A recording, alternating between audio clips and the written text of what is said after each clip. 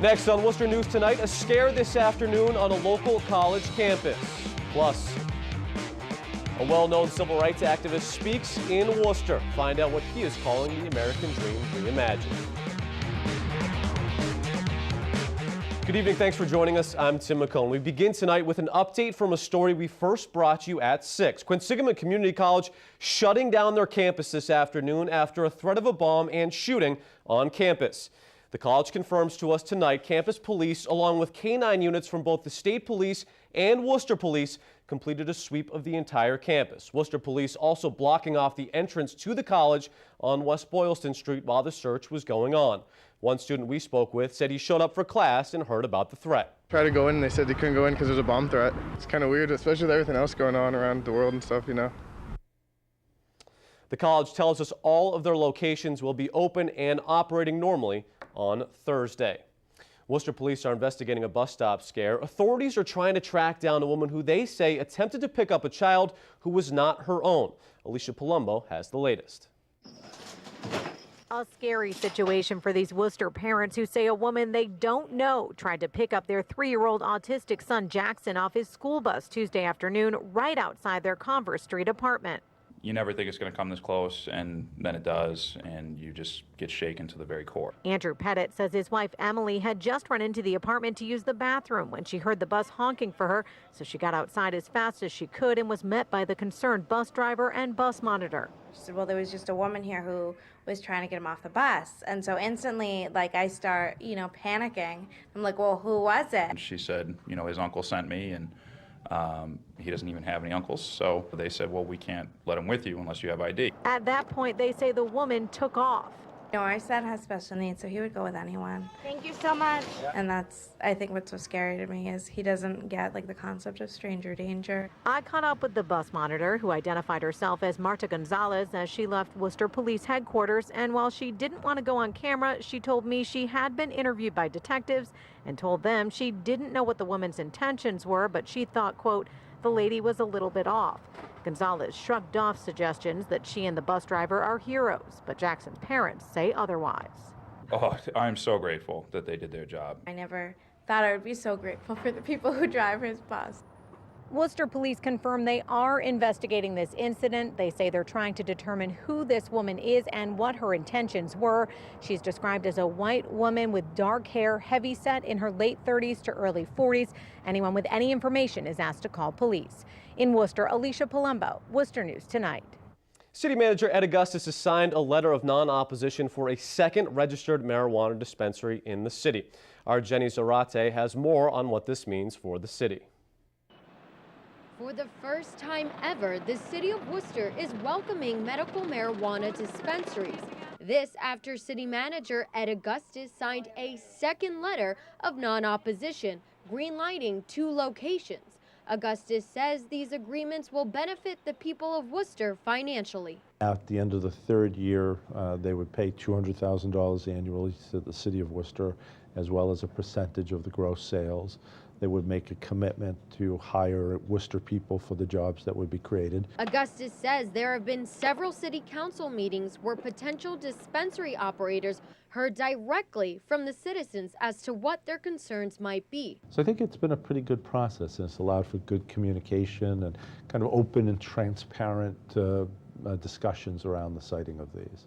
As a part of these agreements, Augustus says if he signed a total of 4 facilities, it would produce a great deal of profit. Again, if I did 4, we're talking probably close to 50 jobs in the city, as well as 4 different locations that would be paying property taxes more than they're currently paying. John Glawick, owner of Prime Wellness Centers Incorporation and a Worcester native, says he's thrilled to bring job opportunities to Worcester County. We have the capability to move forward here and really being local, knowing the area. We think that we could do very well. As for patients, Glawick says they have to be certified by the state as a part of the vetting process, which is highly secured. It is all vaulted. We put vaulted rooms into the back. Those are the managers can only access and take product out to bring to the counters for the people. City Manager Ed Augustus says the money will go towards funding and expanding youth recreation programs here in the city of Worcester. I'm Jennifer Zarate, Worcester News Tonight. A Worcester woman is arrested in connection to a double stabbing Tuesday night. Worcester police responded to a call on South Street. There they found two men ages 20 and 58 suffering from single stab wounds. After an investigation, 19-year-old Lyric Gray was arrested. Police say she had an argument with the two men, stabbed them, and then fled. She faces several charges, including 2 counts of assault to murder. Well, the Attorney General visits a drug recovery program in Central Mass Wednesday as it releases new data about the success it's having in the fight against opioid addiction. Our Brittany Schaefer has the details. I'm a grateful recovering addict. I refuse to be a statistic. My son will not bury me due to an overdose. Shannon Hutchinson says she wouldn't be alive today if it weren't for Spectrum Health Systems. Massachusetts Attorney General Maura Healey joined Spectrum Wednesday to celebrate the success of the Recovery Support Navigator program. Addiction's a disease. That's what we've seen through this terrible, terrible crisis. And we're about doing everything we can, working in partnership with others to get people the help, these services that they need. A $900,000 grant from the Attorney General's office helped fund the program. Charles Ferris is the president and CEO of Spectrum Health Systems. He says Massachusetts is a leader among other states in beating this opioid crisis.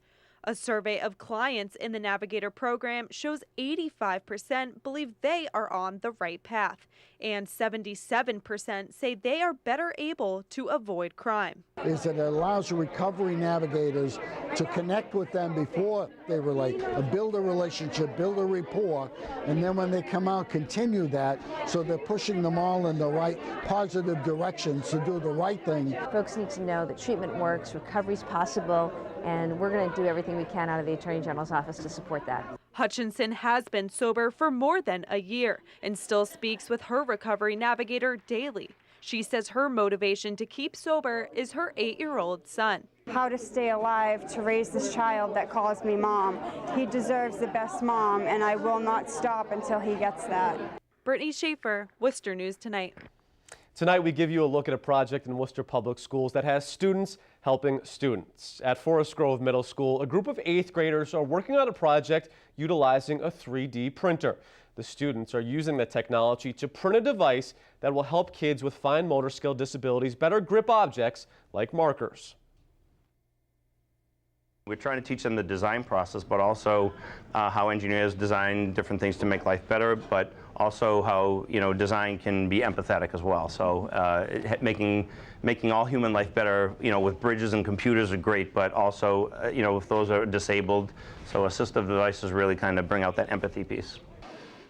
The kids will be done with their work on April 1st. Pretty cool stuff. Well, a nationally known author and activist for social justice visits Worcester, touching on subjects like the presidential race. Dr. Cornel West delivered an important message to hundreds in attendance today. Our Olivia Lemon was there and has more. We begin, Du Bois says, not just talking about skin pigmentation, not just talking about labels. Yeah, but what kind of human being you gonna choose to be? Dr. Cornel West is best known for his advocacy of racial and social justice. Wednesday, he spoke to a standing room only crowd at Worcester State University about race, ethnicity, and education. We need to be changed and transformed.